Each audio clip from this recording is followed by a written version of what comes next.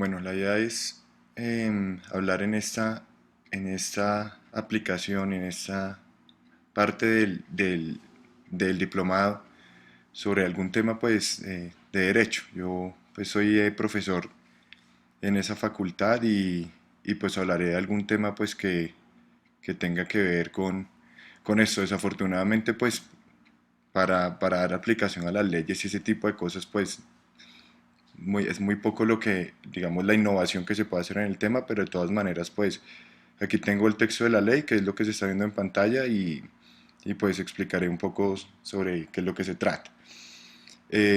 A partir de el 1 de enero del año 2014 entrará en vigencia el nuevo Código General del Proceso. El nuevo Código General del Proceso, pues hay unas modificaciones bien importantes y dentro de ellas pues está el tema de convertir todo el sistema escrito en oral en materia civil. Entonces les voy a explicar un poco cuál va a ser, digamos, el procedimiento base o el procedimiento básico que va a quedar para el Código General del Proceso y explicarles un poco cómo es, digamos, el procedimiento como tal.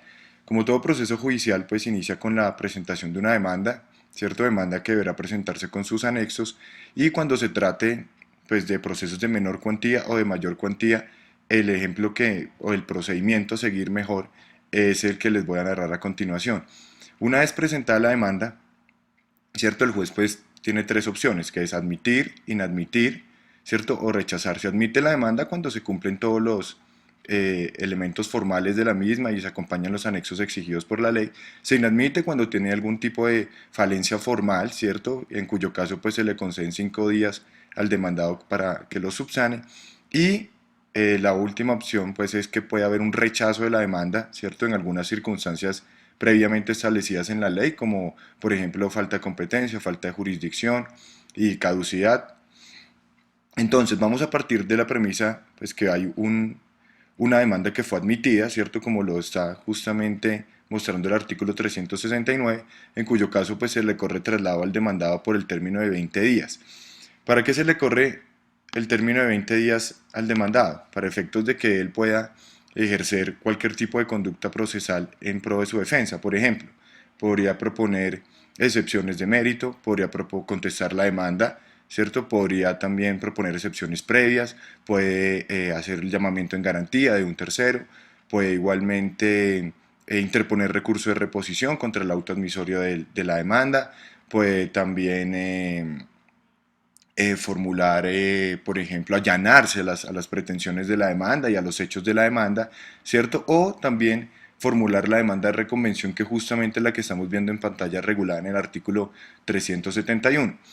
Entonces, partamos de la premisa de que hubo, obviamente, digamos, una admisión de la demanda y obviamente una notificación al demandado para efectos de que éste, durante el término de 20 días, propusiera alguna de las conductas procesales a las que acabo de hacer referencia.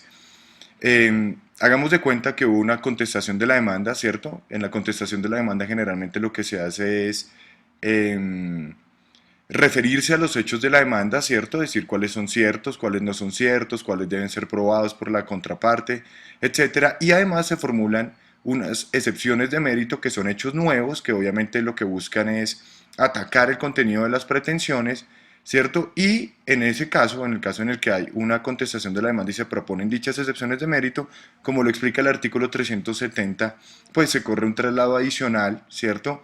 Al demandante para efecto de que éste pida pruebas. ¿Para qué? Para controvertir justamente esos hechos en los que se están basando dichas excepciones de mérito.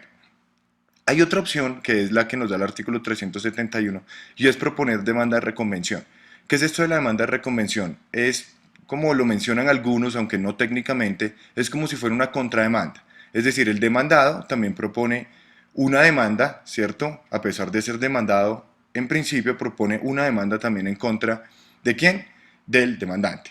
¿Cierto? Entonces, en ese caso, pues hay unos requisitos que generalmente se deben cumplir para que pueda proceder la reconvención, como son, por ejemplo, eh, que el juez sea competente para conocer de ambas demandas, que, que sea entre las mismas partes, ¿cierto? Que se puedan tramitar a través de este proceso verbal que estamos explicando, etcétera. Entonces la idea obviamente al proponerse la demanda de reconvención, como se puede ver en el artículo 371, es que ambas se puedan tramitar conjuntamente. Es decir, que intentemos hacer el mayor tipo de economía procesal posible, ¿cierto? Para efectos de que los traslados, ¿cierto? Y todas las opciones de defensa de respecto de ambas demandas se puedan hacer obviamente al mismo tiempo. En el caso de que se propone la demanda de reconvención, obviamente esta también tiene las mismas opciones de la demanda inicial, es decir, admitir, sin admitirse o rechazarse. En el caso de ser admitida, pues se corre el mismo traslado de 20 días al demandado, ahora demandado en reconvención, demandante inicial, y a partir de ahí, ¿cierto? Se empezará a tramitar conjuntamente ambas demandas. Siempre esa es la idea, por eso el artículo pues, que estamos observando en este momento, ¿cierto? Nos habla pues precisamente que una vez admitida la demanda se le corre el traslado, ¿cierto? Al demandante inicial, ahora demandado en reconvención, quien obviamente también puede ejercer las mismas conductas procesales a las que ya hicimos mención, guardar silencio, allanarse a las pretensiones, formular excepciones previas, allanarse cualesquiera de ellas, y en el caso en el que éste las formule, pues ambas, las que haya formulado el demandado como las que formule el demandado ahora en reconvención, ¿cierto? Entonces tendrán obviamente que tramitarse conjuntamente. Una vez ya agotada esa etapa, ¿cierto? O esa posibilidad que denominamos de integración del litigio, viene lo que es novedoso para nuestro sistema, de cierta manera, en los procesos ordinarios, en los procesos abreviados. Y es obviamente la posibilidad de llevar todo el proceso judicial a través de audiencias. En el caso del proceso verbal, pues existen dos audiencias, una audiencia inicial, ¿cierto? Y otra audiencia de instrucción y juzgamiento.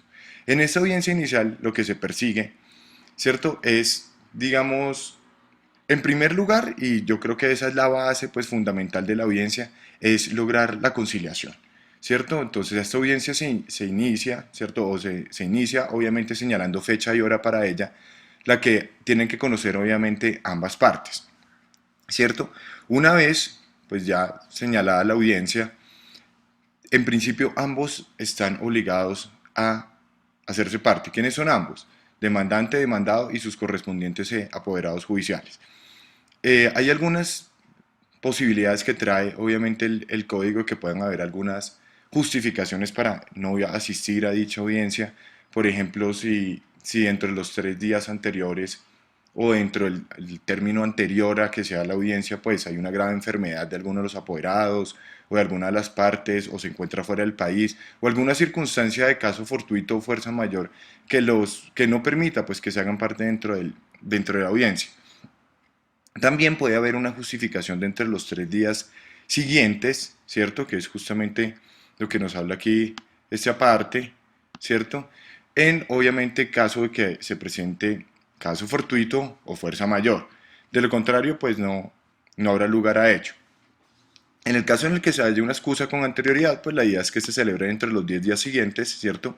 La audiencia, como aquí lo trata en la parte que estoy subrayando brevemente. ¿Qué sucede si hay una inasistencia, digamos, del demandante o del demandado?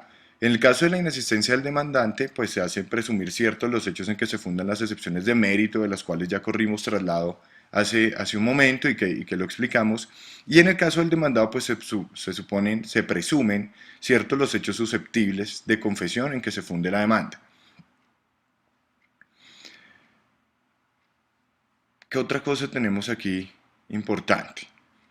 De igual manera, a la parte o el apoderado que no concurra y obviamente no justifique, ¿cierto?, su inasistencia, pues se le impone una multa de 5 salarios mínimos legales mensuales vigentes. Eso como una parte, digamos, inicial de esta audiencia. Obviamente por efectos del tiempo, pues voy a intentar ir un poco más rápido. Posterior a la posibilidad, digamos, de justificar la inasistencia, el tema de la inasistencia, pues inicia la audiencia como tal, ¿cierto? Con el tema de la solución de las excepciones previas. Entonces, en ese caso, pues cuando haya habido necesidad de practicar pruebas distintas, ¿cierto?, a las pruebas documentales, en esta audiencia se practican dichas pruebas y se resuelven las excepciones previas inmediatamente.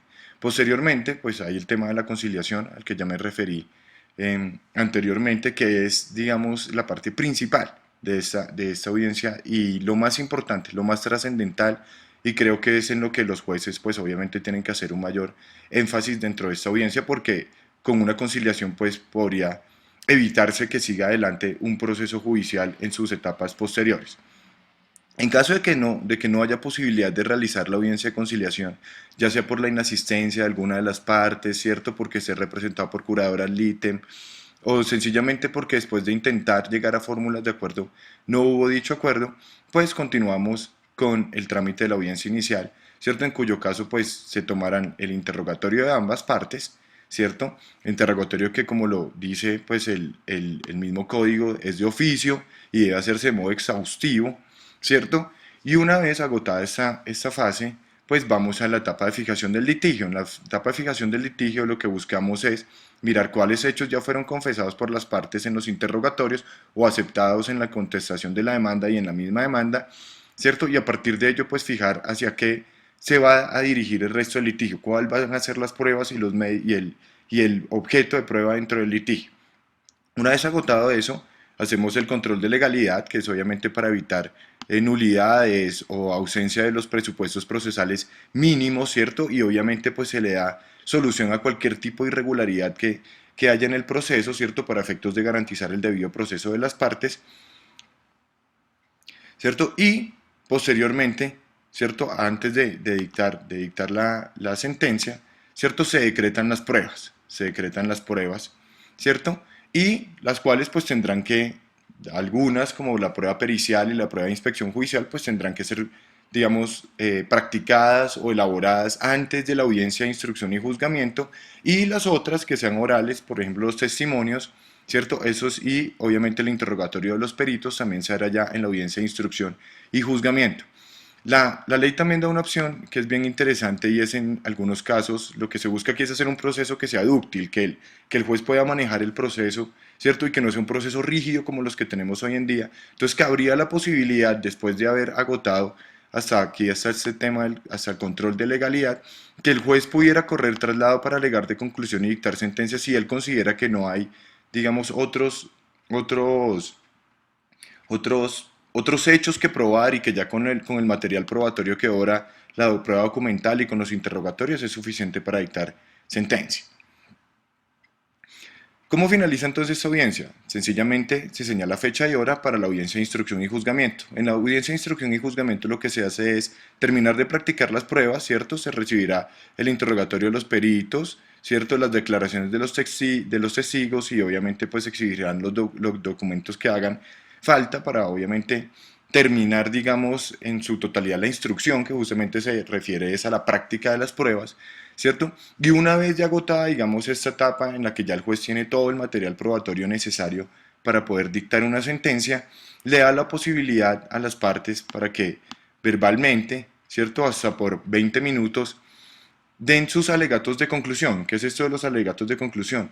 O alegatos de buen probar. A través de ellos lo que hacen las partes, ¿cierto? Y especialmente los apoderados, pues porque esto casi siempre pues va a ser a través de abogado, lo que hacen es explicar por qué los hechos que ellos tienen como fundamento de sus pretensiones, o por qué los hechos que tienen como fundamento las excepciones de mérito en caso del demandado están cumplidos a través de las pruebas que se practicaron en el litigio.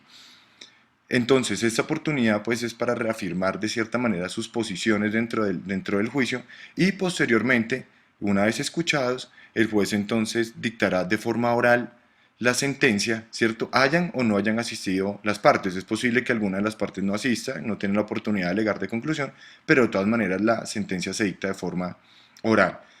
En algunas ocasiones es posible, dada la complejidad de algunos asuntos, que el juez pueda solicitar un receso hasta de 2 horas, ¿cierto? Siempre y cuando obviamente ya haya dado cuál es el sentido de su fallo, sino sencillamente como para organizar alguna parte considerativa o algo similar.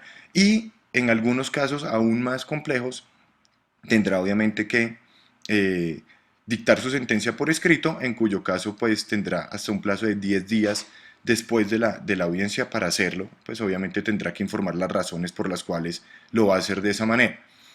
Así entonces, pues finaliza la primera instancia de un proceso judicial, ¿cierto? Un proceso verbal de naturaleza declarativo. Espero pues que haya sido de algo beneficioso para ustedes y que haya habido una información importante para efectos de que comprendan, aunque sea mínimamente, esto, aunque puede ser obviamente mucho más a fondo. Muchas gracias por su atención.